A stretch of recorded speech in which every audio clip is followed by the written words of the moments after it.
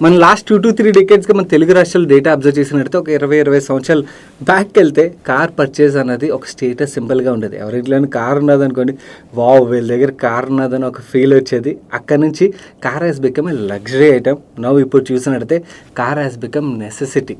ఎందుకంటే ప్రతి ఒక్క మధ్యతరగతి ఫ్యామిలీకి వాళ్ళ ఫ్యామిలీతో పాటు బయటికి వెళ్ళాలంటే కారు ఉండడం అనేది చాలా కంపల్సరీ అయిపోయింది. అందుకని మనం చూసినట్టయితే డేటా కూడా చూడొచ్చు. వేరియస్ ఓఈఎమ్స్ అంటే కార్ మ్యానుఫ్యాక్చర్స్ ఎవరైతే ఉంటారో వాళ్ళ సేల్స్ డేటా చూసినా ఆర్ మనం రోడ్డు మీద వెళ్ళి చూస్తే తెలుస్తుంది కార్ నెంబర్స్ ఎంతలా పెరిగాయి అన్నది. సో ఇంతలా కార్ సేల్స్ పెరుగుతున్నాయి కదా. కానీ ఇక్కడ ఉన్న పెద్ద ప్రాబ్లం ఏంటంటే ఒక మధ్యతరగతి పర్సన్ తను ఫస్ట్ కార్ కొనాలి ఆర్ సెకండ్ కార్ ఎప్పుడైనా కూడా కార్ కొనాలనుకున్నాడు అనుకోండి, తను కార్ కొనాలంటే మార్కెట్లో ఉన్న ఆప్షన్స్ కూడా అంతే పెరిగిపోయి ఇన్ని ఆప్షన్స్లోని పెద్ద కన్ఫ్యూజన్ ఫ్యాక్టర్ అయిపోయింది. అండ్ ఇంకొకటి కార్ పర్చేసింగ్లో ఉన్న బిగ్గెస్ట్ రిస్క్ ఏంటంటే మనం తెలుసో తెలియకో ఈ కార్ కొనాలని చెప్పి డిసైడ్ అయ్యి కార్ పర్చేస్ చేస్తాం. కార్ కొన్న తర్వాత ఒక 6 నెలల తర్వాత ఈ కార్ మనకు సెట్ అవుతుంది అనుకున్నాం అనుకోండి, మనం అమ్మాలంటే పడే మన మీద కాస్ట్ చాలా ఎక్కువ. డిప్రిసియేషన్ భయంకరం కదా. షోరూమ్ నుంచి బయటకు తీసుకొస్తేనే 20-30% తగ్గిపోద్ది. అవునా, మనకు 10-15 లక్షలు పెడితే 2-3 లక్షలు నష్టపోవాల్సి వస్తుంది అన్నమాట. సో కార్ పర్చేస్ చేసే ముందు మనం అంతే జాగ్రత్తగా డెసిషన్ తీసుకోవాల్సి ఉంటుంది. సో అందు గురించి అని చెప్పి మన తెలుగు రాష్ట్రాల్లో మిడిల్ క్లాస్ ఫ్యామిలీస్ని దృష్టిలో పెట్టుకుని మన టీం ఏం చేశారంటే వేరే షోరూమ్స్ తిరిగి వేరే డేటాని కలెక్ట్ చేసి ఒక మంచి టూల్ని ప్రొవైడ్ చేశారు.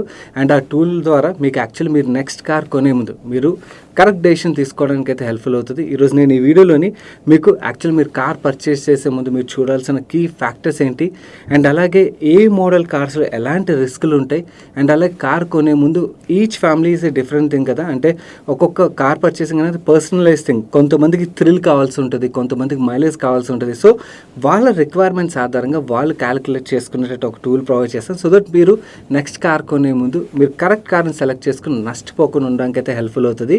అండ్ వీడియో చూసినప్పుడు వీడియో నచ్చినట్టయితే వీడియోని లైక్ చేయడం అయితే మర్చిపోకండి ఫ్రెండ్స్. మన టీం అయితే ఈ వీడియో రిలేటెడ్గా చాలా ఎఫర్ట్ పెట్టారు. అండ్ అలాగే మీ ఫ్రెండ్స్ అండ్ ఫ్యామిలీలో కూడా చాలామంది కార్ పర్చేస్ చేయాలని ఆలోచనలో ఉంటారు కదా, వాళ్ళకి ఈ డేటా ప్రొవైడ్ చేసినట్టయితే వాళ్ళు కూడా నష్టపోకుండా ఉండడానికైతే మీరు హెల్ప్ చేసినట్టు అవుతుంది. సో వీడియోని తప్పకుండా షేర్ చేయడం మర్చిపోకండి. మీరు నెక్స్ట్ కార్ కొనే ముందు మీరు తెలుసుకోవాల్సిన అల్టిమేట్ కార్ బయింగ్ డీటెయిల్స్ ఏవైతే ఉంటే అవన్నీ ఇప్పుడు డిస్కస్ చేసేద్దాం.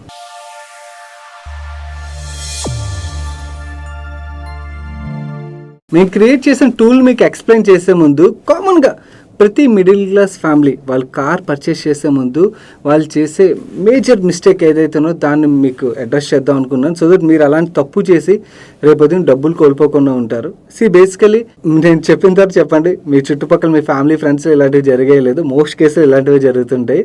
ఒక కార్ కొందాం అంటే మనం ఒక 8-9 లక్షలు కార్ కొందాం అని చెప్పి షోరూమ్కి వెళ్ళిన తర్వాత ఆ 8-9 లక్షల బడ్జెట్లో కార్ ఏదైతే చూస్తాం అది చూసిన తర్వాత దాని నెక్స్ట్ మోడల్ చూస్తాం, ఇంకో 12 లక్షలు 13 లక్షలది, అది బాగా అనిపిస్తుంది. దాని తర్వాత ఇంకొక మోడల్ చూస్తాం 14-15 లక్షలది, అది ఇంకా బాగా అనిపిస్తుంది. చివరికి 8 లక్షలకి కార్ కొందామని వెళ్ళి లోన్ ఈజీగా దొరుకుతుంది కదా అని చెప్పి 14-15 లక్షల కార్లు కొంటుంటాం అన్నమాట. దానివల్ల ఒక తెలియకుండా ఒక డెట్ ట్రాప్లో అయితే పడిపోతుంటాం. సో బడ్జెట్ రిలేటెడ్గా చాలా టఫ్గా ఉండడం కార్ పర్చేస్ చేసే ముందు చాలా ఇంపార్టెంట్. నేను ఏదైతే ఇప్పుడు చెప్పానో ఇది నిజమో కాదు, అండ్ మీ ఫ్రెండ్స్ ఫ్యామిలీలో మీరు ఇది ఎక్స్పీరియన్స్ చేశారో లేదో చెప్పండి. మోస్ట్ కేసులు ఇది జరిగే ఉంటుంది. సెకండ్ థింగ్ ఏంటంటే ఎస్పెషల్లీ మిడిల్ క్లాస్ ఫ్యామిలీస్ ఎవరైతే ఉంటారో వీళ్ళకి చాలా ఇంపార్టెంట్. ఎవరైతే ఆల్రెడీ బాగా డబ్బులుండి ఒక కార్ ఉండి రెండో కార్ కొందాం అనుకున్నారు వాళ్ళ ఇష్టం వచ్చినట్టు చేయొచ్చు, ఎందుకంటే వాళ్ళు రిస్క్ తీసుకోగలరు. బట్ మిడిల్ క్లాస్ ఫ్యామిలీ మనం కార్ కొనేటప్పుడు మనం కొన్న మోడల్ ఏదైతే ఉంటుందో ఆ కంపెనీ ఇండియాలో ఉండాలి కదా. మనం లెట్స్ 10-15 సంవత్సరాలు వాడుతున్నాం అనుకోండి, ఆ కంపెనీ ఇండియాలో ఉండాలి. ఇండియాలో ఉండకుండా వాళ్ళు వెళ్ళిపోయారు అనుకోండి, దాని ఇచ్చే ప్రాబ్లం. ఆర్ ఆ మోడల్ ఏదైతే ఉన్నదో అది ఫెయిల్యూర్ మోడల్ అనుకోండి, దాన్ని ఇచ్చే ప్రాబ్లం. దాని తర్వాత ఆ కార్ని అమ్మాలంటే చాలా ఇబ్బంది పడాల్సి వస్తుంది, లేదా చాలా చీప్గా అమ్మాల్సి వస్తుంది. సో అందు గురించి అని చెప్పి కొత్త బ్రాండ్స్ ఆర్ కొత్త మోడల్స్తోని రిస్క్లు తీసుకోవద్దు. టైం టెస్టెడ్ బ్రాండ్స్ ఏవైతే ఉంటాయో ఏవైతే బ్రాండ్స్ మీరు కార్ కొన్న తర్వాత నెక్స్ట్ 10-15 ఇయర్స్ మన ఇండియాలో వీళ్ళు ఉంటారు అని చెప్పి ఏవైతే బ్రాండ్స్ ఉంటాయో అలాంటి బ్రాండ్స్కి స్టిక్ అవ్వడానికి ప్రయత్నించండి. థర్డ్ థింగ్, జనరల్ ఇలాంటి వీడియోస్ ఏవైతే ఉంటాయి వీటిల్లోని ఇండైరెక్ట్గా ఏదో ఒక బ్రాండ్తో అసోసియేట్ అయ్యి ఆ బ్రాండ్ రిలేటెడ్గా ఈ మోడల్ బాగుంటుంది అని చెప్పడానికి ప్రయత్నిస్తుంటారు. But money purse doesn't work that way. So నేనేంటంటే మీరు ఈ బ్రాండ్ ఒక కార్ని కొనండి లేదా ఈ మోడల్ కొనండి ఇలాంటి డిస్కషన్ ఉండదు ఇక్కడ. మీరు ఏ మోడల్ కార్ కొనాలనుకున్నా కూడా మీరు ఏ ఎనర్జీతో నడిచే వెహికల్స్ ఏవైతే ఉంటాయో, లైక్ ఫర్ ఎగ్జాంపుల్ ఇప్పుడు మనకి పెట్రోల్ వెహికల్స్ ఉన్నాయి, సిఎన్జి వెహికల్స్ ఉన్నాయి, అండ్ ఈవీ వెహికల్స్ ఉన్నాయి. అవునా, బేసిక్గా ఈచ్ ఫ్యామిలీ వాళ్ళ రిక్వైర్మెంట్ బట్టి కొందరు హ్యాచ్ బ్యాక్కి వెళ్తారు, కొందరు ఎస్యూవి మోడల్కి వెళ్తారు, ఇలా వేరియస్ మోడల్స్కి వెళ్తుంటారు. కాబట్టి ఆ మోడల్స్లోని మీరు ఈ 3 ఎనర్జీ వేరియంట్స్ ఏవైతే ఉన్నాయో వాటి ప్రైజ్లు అవి తీసుకుని మేము ఏదైతే టూల్ ప్రొవైడ్ చేసినా అందులో డేటాని ఇన్పుట్ చేసినట్టయితే మీకు బెస్ట్ కార్ ఏది అన్నది మీకు రిజల్ట్ వచ్చేస్తుంది అన్నమాట. చాలా సింపుల్గా వస్తుంది. నేను మీకు చూపిస్తాను ఎలా మనం ఇన్పుట్ చేయాలన్నది. ఆల్రెడీ మేము యాక్చువల్లీ మార్కెట్లోకి వెళ్ళి కొన్ని మోడల్స్ ఒక డేటా కలెక్ట్ చేసాం. ఈ మోడల్స్ డేటా మీకు చూపించడం ద్వారా ఈ మోడల్స్ కార్లు కొనుక్కోమని రికమెండ్ చేయడం కాదు, అస్సలు ఉద్దేశం లేదు. మాకు వాళ్ళకి అసలు సంబంధమే లేదు. కాకపోతే ఏదో ఒక డేటా పాయింట్ చూపించాలి కాబట్టి ఆ డేటా పాయింట్స్ అయితే చూపిస్తున్నాను. అండ్ మీరు మీకు నచ్చిన మోడల్వి మీరు అందులో షీట్లో అయితే ఇన్పుట్ చేయొచ్చు. Let me take you to the tool now. మీకు ఇప్పుడు నా వెనకాల స్క్రీన్ మీద కనబడుతున్న ఈ ఎక్సెల్ ఫైల్ ఏదైతే ఉన్నదో ఈ ఫైల్లో మీకు 4 షీట్లు ఉంటాయి. First sheet data collection sheet ఇక్కడ కనబడుతుంది కదా. ఈ డేటా కలెక్షన్ షీట్ దగ్గర మనం డేటాని ఇన్పుట్ చేస్తే చాలు. అంటే మీరు ఏవైతే మోడల్స్ని కంపేర్ చేద్దాం అనుకున్నారో వాటి డేటా ఇన్పుట్ చేస్తే చాలు. మన టీం ఏం చేశారంటే టాటా షోరూమ్కి వెళ్ళారు అండ్ అలాగే మారుతి షోరూమ్కి వెళ్ళారు. అక్కడికి వెళ్ళి పెట్రోల్ వేరియంట్ యొక్క ప్రైజ్లన్నీ కలెక్ట్ చేశారు, ఈవీ వెహికల్ యొక్క ప్రైజ్లన్నీ కలెక్ట్ చేశారు. ఈవీ రిలేటెడ్గా టాటా నుంచి, ఎందుకంటే మోస్ట్ సేల్ అవుతుంది ఈవీలోని నెక్సానే కాబట్టి దాని రిలేటెడ్గా ప్రైజ్లన్నీ కలెక్ట్ చేశారు. అండ్ అలాగే సిఎన్జీ వేరియంట్ ఏదైతే ఉన్నదో ఇక్కడ మనం మారుతి బ్రెజా తీసుకున్నాం కాబట్టి సిఎన్జీ పెట్రోల్ వేరియంట్ ఏదైతే తీసుకున్నాం సిఎన్జీ వేరియంట్ కూడా సేమ్ అదే వేరియంట్ తీసుకుని దాని యొక్క కాస్ట్లన్నీ మీకు ఇక్కడ ఇన్పుట్ చేసి చూపిస్తున్నాం అన్నమాట. నో మీకు నచ్చిన మోడల్స్ ఏవైతే వాటి యొక్క డేటా మీరు కలెక్ట్ చేసిన తర్వాత ఇక్కడ ఇన్పుట్ చేస్తే సరిపోతుంది. అవి డేటా ఇన్పుట్ చేసిన తర్వాత నెక్స్ట్ టూల్ ఏంటంటే ఫస్ట్ నేను మీకు సిఎన్జీ వర్సెస్ పెట్రోల్ వేరియంట్ మధ్యలో కంపారిజన్ చూపిస్తాను. దాని తర్వాత ఈవీ వర్సెస్ సిఎన్జీ దీని వేరియంట్స్ మధ్యలో కూడా ఏది బెటర్ అన్నది కూడా మనం కంపారిజన్ అయితే చూద్దాం. ఫస్ట్ సిఎన్జీ వర్సెస్ పెట్రోల్కి వెళ్తున్నాను. అండ్ ఇక్కడ మీకు షీట్లో ఈవీ వర్సెస్ పెట్రోల్ అని కూడా కనబడుతుంది. ఈవీ వర్సెస్ పెట్రోల్ షీట్ రిలేటెడ్గా నేను ఎక్కువగా డిస్కస్ చేయదలుచుకోలేదు, ఎందుకంటే ఆల్రెడీ దీని రిలేటెడ్గా ఒక ఫుల్ ఫ్లెజ్ వీడియోని అయితే ఆల్రెడీ చేసాం కాబట్టి స్కిప్ చేస్తున్నాను. ఎవరైనా మీరు ఆ డేటాను కూడా తెలుసుకోవాలనుకున్నట్టయితే మీరు ఇక్కడ ఐ బటన్లోని అండ్ అలాగే ఈ వీడియో ఎండ్ కార్డ్లో ఆ వీడియో ఉంటుంది, అవి చూసినట్టయితే సరిపోతుంది. నా డైరెక్ట్గా సిఎన్జీ వర్సెస్ పెట్రోల్ వేరియంట్కి వెళ్ళిపోతాం. నా సిఎన్జీ వర్సెస్ పెట్రోల్ వేరియంట్లో కూడా మనం అక్కడ డేటా మొత్తం ఇన్పుట్ చేస్తే డేటా కలెక్షన్ షీట్లోని ఇక్కడ మొత్తం వచ్చేస్తాయి అన్నమాట ఆటోమేటిక్గా. మనం ఇక్కడ ఇన్పుట్ చేయాల్సిన డేటా రెండు సెల్స్లో అన్నమాట. ఒకటి, మీరు ఈ కార్ని ఎన్ని సంవత్సరాలు వాడాలనుకుంటున్నారు. లెట్స్ నేను ఇక్కడ ఎగ్జాంపుల్ కోసం 10 సంవత్సరాలు నేను కార్ని వాడతాను అనుకుందాం. ఓకే, దెన్ నేను యావరేజ్గా ఎన్ని కిలోమీటర్లు తిరుగుతాను. లెట్స్ నేను యావరేజ్గా డైలీ 50 కిలోమీటర్స్ నాకు కమ్యూటేషన్ ఉంటుంది అనుకోండి. దెన్ ఇన్ దట్ కేస్ మీరు యావరేజ్గా సంవత్సరం ఎన్ని కిలోమీటర్స్ తిరుగుతారో ఇక్కడ క్యాలిక్యులేషన్లో వచ్చేస్తుంది. దాని తర్వాత మీకు ఇక్కడ కాస్ట్, నేను ఇక్కడ పెట్రోల్ కాస్ట్ ఇన్పుట్ చేశాను అండ్ అలాగే సిఎన్జీది పర్ కేజీ కాస్ట్ ఇక్కడ ఇన్పుట్ చేశాను. ఇవి మారినప్పుడు మీరు చేంజ్ చేసుకోవచ్చు, చేంజ్ చేసుకుంటే సరిపోతుంది. అండ్ మైలేజ్ ఎంత వీళ్ళు కోచ్ చేస్తున్నారు, షోరూమ్స్ కోచ్ చేస్తున్న మైలేజ్లో ఇక్కడ ఇన్పుట్ చేశాను. మీరు ఏవైతే మోడల్స్ తీసుకుంటారో వాటి యొక్క మీరు మైలేజ్ ఇక్కడ ఇన్పుట్ చేస్తే సరిపోద్ది. సో దట్ మీకు కాస్ట్ పర్ కిలోమీటర్ ఎంత అనేది ఆటోమేటిక్గా వచ్చేస్తుంది. అండ్ అలాగే మెయింటెనెన్స్ ఛార్జెస్ ఎంత అన్నది మేము షోరూమ్ దగ్గర డేటా కలెక్ట్ చేసిన దగ్గర ఇన్పుట్ చేసాం. సిఎన్జీ వేరియంట్కి పెట్రోల్ వేరియంట్ కన్నా మెయింటెనెన్స్ ఛార్జ్ కొంచెం ఎక్కువ ఉంటుంది. అండ్ అలాగే ఇన్సూరెన్స్ కాస్ట్ కూడా కొంచెం ఎక్కువ ఉంటుంది అన్నమాట. ఇక్కడ ఇన్సూరెన్స్ కాస్ట్ ఏదైతే ఉన్నదో ఇది యావరేజ్ ఆఫ్ 10 years. అంటే ఫస్ట్ ఇయర్లో మనకి ఎక్కువ ఉంటుంది, దాని తర్వాత మనకి ఇన్సూరెన్స్ ప్రీమియం అనేది తగ్గుతూ వస్తుంది కదా. ఇక్కడ మేము యావరేజ్ నెంబర్ ఇన్పుట్ చేసాం. ఈ నెంబర్ కొంచెం తగ్గచ్చు, కొంచెం పెరగచ్చు. So this is rough number అనుకోవచ్చు మనం, ఎందుకంటే మన ఇన్సూరెన్స్ కంపెనీ బట్టి కూడా మన ప్రీమియంలు అవి తేడాలు ఉంటాయి కాబట్టి మనం ఎగ్జాక్ట్ నెంబర్ అయితే ఇది ఇన్పుట్ చేయలేం. మనం ఇక్కడ 10 years వాడినందుకు గాను మన సర్వీస్ కాస్ట్ ఎంత పే చేస్తాం, ఫ్యూయల్కి మనం ఎంత ఖర్చు చేస్తాం, సిఎన్జీలో ఎంత ఖర్చు చేస్తాం, పెట్రోల్లో ఎంత ఖర్చు చేస్తాం, అండ్ అలాగే యావరేజ్ ఇన్సూరెన్స్ కాస్ట్ ఎంత పడుతుంది, అండ్ టోటల్ వెహికల్ రన్ అవ్వడానికి ఆ 10 yearsకి మనకి ఎంత కాస్ట్ అవుతుంది మీకు ఇక్కడ మొత్తం వచ్చేస్తుంది. నవ్వు ఈ రన్నింగ్ కాస్ట్ని నేను కాస్ట్ ఆఫ్ ద వెహికల్ ఏదైతే ఉన్నదో వెహికల్ కొనడానికి అయిన కాస్ట్తో యాడ్ చేసినట్టయితే టోటల్గా ఆ 10 years గాను మనకు వెహికల్కి అయ్యే కాస్ట్ కూడా మీకు ఇక్కడ కనబడుతుంది. నవ్వు ఇక్కడ మీరు మనీ పర్స్ వ్యూవర్స్ కాబట్టి మీకు తెలుసు మనకి ఎక్కడైనా సేవింగ్ అయ్యిందంటే దాన్ని ఎక్కడో చోట ఇన్వెస్ట్ చేస్తామని చెప్పి. సో ఈ కేసులోని మనం చూసినట్టయితే పెట్రోల్ వేరియంట్ కన్నా కూడా సిఎన్జీ వేరియంట్ కాస్ట్ ఎక్కువ కదా. నేను పెట్రోల్ వేరియంట్ కొన్నాను అనుకోండి, సిఎన్జీ వేరియంట్తో కంపేర్ చేసినట్టయితే నేను క్లోజ్ టు ₹1,00,000 వరకు సేవ్ చేసుకుంటాను కదా. ఆ ₹1,00,000 నేను ఇన్వెస్ట్ చేసుకున్నట్టయితే దాని యొక్క వాల్యూ కూడా పెరుగుతుంది కదా. అలాంటి కేసులో నాకు ఏది బెటర్ అవుతుంది అన్నది చాలామంది క్వశ్చన్ ఉంటుంది. సో ఈవెన్ మేము ఆ ఫ్యాక్టర్ని కూడా తీసుకున్నాం. అంటే మనం let's say petrol variant CNG వాడుతున్నాం అనుకోండి, మనం ఫ్యూయల్ రిలేటెడ్గా కూడా సేవ్ చేసుకుంటాం కదా, ఫ్యూయల్కి కాస్ట్ రిలేటెడ్గా ఆ సిఎన్జీలో యాడ్ చేసాం. అండ్ అలాగే కార్ పర్చేస్ టైంలో ఒకవేళ పెట్రోల్ కార్ కొన్నట్టయితే సిఎన్జీ కార్ కొనకుండా దాన్ని ఏదైతే సేవింగ్ ఉంటుందో దాన్ని ఇక్కడ పెట్రోల్ దగ్గర యాడ్ చేసాం. ఇక్కడ ఆ ఇన్వెస్ట్మెంట్ గెయిన్స్ని కూడా మనం కన్సిడర్ చేసినట్టయితే మనకి సిఎన్జి వెహికల్ ఒక కాస్ట్ ఎంత పడుతుంది అంటే ఆ ఇన్వెస్ట్మెంట్ పార్ట్ అంటే మన ఫ్యూయల్ రిలేటెడ్గా ఏదైతే సేవ్ చేసుకున్నామో ఆ సేవింగ్స్ మన టోటల్ అయ్యే ఎక్స్పెన్స్లో కట్ చేసినట్టయితే సిఎన్జి వెహికల్కి మనం 13 లక్షలు పడినట్టయితే పెట్రోల్ వేరియంట్కి 26 లక్షలు పడుతుంది. ఇక్కడ ఎవరైనా కన్ఫ్యూజ్ అయినట్టు మళ్ళీ చెప్తాను చూడండి. ఇక్కడ మనకి టోటల్ సిఎన్జి వెహికల్కి అయిన కాస్ట్ 24 లక్షలు కదా, మనకి ఇన్వెస్ట్మెంట్ ద్వారా 10 లక్షలు వచ్చింది అనుకోండి, దెన్ మనకి ఎండ్ కాస్ట్ పడేది ఎంత 13 కదా. ఓకే, వేరే పెట్రోల్ వేరియంట్కి ఇక్కడ 29 లక్షలు అయింది కదా, ఇక్కడ 3 లక్షలు సేవ్ అవుతుంది. ఆ 3 లక్షలు తీసేస్తే మనకి ఎండ్ పడేది 26 లక్షలు సిఎన్జి వెహికల్ కొనకుండా ఉన్నట్టయితే. సో ఇలా చూసినట్టయితే ఈ కేసులో సిఎన్జి వెహికల్కి వెళ్ళడం would be the best option అవుతుంది. కాకపోతే ఇక్కడ నాకు తెలుసు కామెంట్ సెక్షన్లో సిఎన్జి రిలేటెడ్గా చాలా ఛాలెంజెస్ ఉంటాయని కామెంట్ చేస్తారు. దాని గురించి కూడా మాట్లాడుకుందాం, దాని గురించి డెఫినెట్గా మాట్లాడతాను. కానీ యాక్చువల్ మనం ఓన్లీ ఎనర్జీ ఏదైతే మనం యూజ్ చేస్తాం దాని పరంగా, దానికి ఈ కాస్ట్ పరంగా చూసినట్టయితే మాత్రం CNG is the best option. Even మనం ఇన్వెస్ట్మెంట్ కన్సిడర్ చేయట్లేదు, అసలు ఇన్వెస్ట్మెంట్ పార్ట్ పక్క తీస్తాం, అయినా కూడా సిఎన్జి మనకు చీప్ అవుతుంది అన్నమాట ఈ కేసులోని. నౌ లెట్స్ సే 50 కిలోమీటర్స్ తిరగను, 40 కిలోమీటర్స్ తిరుగుతాను అనుకోండి. ఇన్ దట్ కేస్ ఏమవుతుంది, మనకు సేవ్ అయ్యేది 9 లక్షల రూపాయలు సేవ్ అవుతుంది.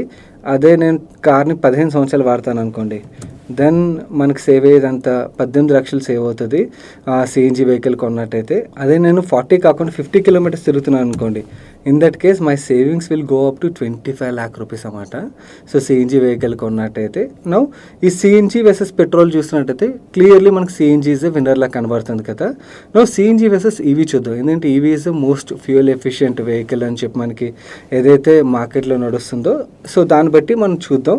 కాకపోతే ఈవీ వెహికల్స్ రిలేటెడ్గా మనం ప్రజెంట్ చూసినట్టయితే ఈవీ వెహికల్ యొక్క కాస్ట్ మీకు సిఎన్జి వెహికల్ కన్నా కూడా చాలా ఎక్కువ. సో ఈ కాస్ట్ని కూడా మనం కన్సిడర్ చేయాలి. చాలామంది ఓన్లీ ఎనర్జీ సేవ్ అయ్యే కాస్ట్ మాత్రం కన్సిడర్ చేస్తుంటారు. లేదు, మనం యాక్చువల్లీ మనం పెట్టే అప్ఫ్రంట్ కాస్ట్ ఏదైతే ఉందో దాన్ని కూడా కన్సిడర్ చేయాలి కదా.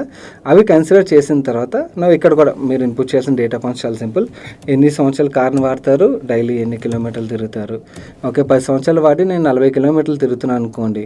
ఈవీ రిలేటెడ్గా మనం యావరేజ్గా 8 ఇయర్స్కి బ్యాటరీ రీప్లేస్ చేయాల్సి వస్తుంది. అండ్ బ్యాటరీ రీప్లేస్మెంట్ రిలేటెడ్గా కరెంట్ కాస్ట్ చూసినట్టయితే 5 లక్షలు రేపు ఫ్యూచర్లో తగ్గచ్చు. అది మనకు తెలియదు తగ్గుతుందో లేదో, బట్ అట్ దిస్ మూమెంట్ ఏదైతే ఉన్నదో నేను ఆ డేటా ఇన్పుట్ చేస్తున్నాను. మీరు ఒకవేళ తగ్గుతుందని యాంటిసిపేషన్తో మీరు ఏమైనా తగ్గిన నెంబర్ ఇన్పుట్ చేయాలంటే అది కూడా మీరు ఇన్పుట్ చేయొచ్చు ఇక్కడ. మరి ఈ కేసులో చూసినట్టయితే ఓవరాల్గా ఇక్కడ కూడా సిఎన్జి వెహికలే చీప్ అవుతుందన్నమాట కంపేర్ టు ఈవీ. అండ్ నేను 40 కిలోమీటర్స్ కాకుండా 50 చేసి చూద్దాం. ఒకవేళ ట్రావెల్ డిస్టెన్స్ పెరిగినట్టయితే ఏమైనా బెటర్ అవుతుందో లేదు. ఇక్కడ కూడా యాక్చువల్ సిఎన్జిఏ బెటర్ అవుతుంది. Let me take it to 100 kilometres చేసి చూద్దాం. 100 కిలోమీటర్స్ చేసినా కూడా సిఎన్జిఏ బెటర్ అవుతుంది. నో లెట్స్ సే వెహికల్ ఇప్పుడు మనకి ఇక్కడ యాక్చువల్లీ 8 ఇయర్స్ తర్వాత కాస్ట్ పెరుగుతుంది కదా. నో వెహికల్ని 7 ఇయర్సే వాడతాం అనుకుందాం. 7 ఇయర్సే వాడతాం, 100 కిలోమీటర్స్ తిరుగుతున్నాం అనుకోండి. In that case also CNG better అవుతుంది. నో లెట్స్ సే ఇది 150 కిలోమీటర్స్ చేద్దాం. ఓన్లీ యాక్చువల్ ట్రాన్స్పోర్టేషన్ బిజినెస్ చేసే వాళ్ళే అంత తిరుగుతారు. బట్ ఓకే 150 చేసాం అనుకోండి. దెన్ ఎస్, ఇప్పుడున్న ప్రజెంట్ కాస్ట్లు ఏవైతే ఉన్నాయి కాస్ట్ల ప్రకారం EV becomes the best choice vehicle అవుతుంది అన్నమాట. ఇక్కడ మీకు ఆటోమేటిక్గా ఈవీయా సిఎన్జి అనేది కింద వర్డిక్ట్ కూడా వచ్చేస్తుంది ఆటోమేటిక్గా. సో నేను ఇక్కడ రిటర్న్ ఏదైతే ఇన్పుట్ చేసానో ఆ రిటర్న్ కూడా మీరు మార్చుకోవచ్చు. లెట్స్ సే కన్సర్వేటివ్గా వెళ్తారు అనుకోండి 7% ఇన్పుట్ చేయండి. సో మీరు యాక్చువల్లీ ఇక్కడ నేను చూపించిన టూల్స్ ఇంత రిటర్న్ ఎక్కడ వస్తుంది, లేకపోతే ఇంత బ్యాటరీ ఇవన్నీ అని చెప్పి చాలామంది ఆర్గ్యూ చేస్తారు. మీరు అవేం చేయక్కర్లేదు, ఫైట్ చేయక్కర్లేదు. మీకు నచ్చిన డేటా పాయింట్స్ ఏవైతే మీరు అన్నీ ఇన్పుట్ చేసేయచ్చు టూల్లోని.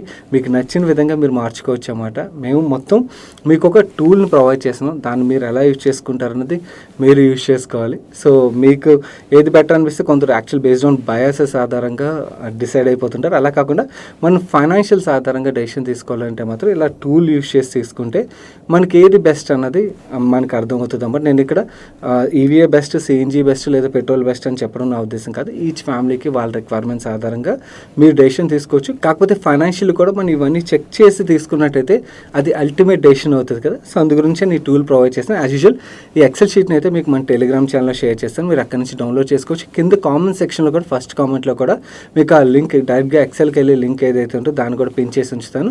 దాని మీద క్లిక్ చేసుకోవడం మీరు ఎక్సెల్ టూల్ని అయితే డౌన్లోడ్ చేసుకోవచ్చు. మేము ఇక్కడ most important thing risk factors చాలా చెప్పాలి. ఎస్, మనీ పరంగా అయితే మాత్రం సిఎన్జితోని మనకి సేవింగ్ అయితే అవుతుంది. కాకపోతే దేర్ ఆర్ రిస్క్స్ టు. ఆ రిస్క్లు ఏంటంటే ఫస్ట్ రిస్క్ సిఎన్జి రిలేటెడ్గా సిఎన్జి ఫ్యూయల్ స్టేషన్స్ ఏవైతే ఉంటాయో వాటి యొక్క availability is the biggest pain. And ఒకవేళ మనకు దొరికినా కూడా క్యూల్లో టైం ఏదైతే ఉంటుందో ఆ టైం కూడా చాలా తీసేసుకుంటుంది. This is the biggest pain point. కాకపోతే గవర్నమెంట్ దీన్ని రెడ్యూస్ చేయడానికి అయితే ప్రయత్నిస్తుంది. అందుకని యాక్చువల్లీ మనం ఇంతకుముందు సిఎన్జీ రిలేటెడ్ ఓన్లీ మారుతి అగ్రెసివ్గా ఫోకస్ చేస్తుంది, ఇప్పుడు టాటా కూడా ఫోకస్ చేస్తుంది. మీరు చూసినట్టయితే టాటా కూడా ఈవీ మోడల్ ఒకటే లాంచ్ చేసింది, ఒకటి 2 మోడల్ లాంచ్ చేసి ఉంటుంది.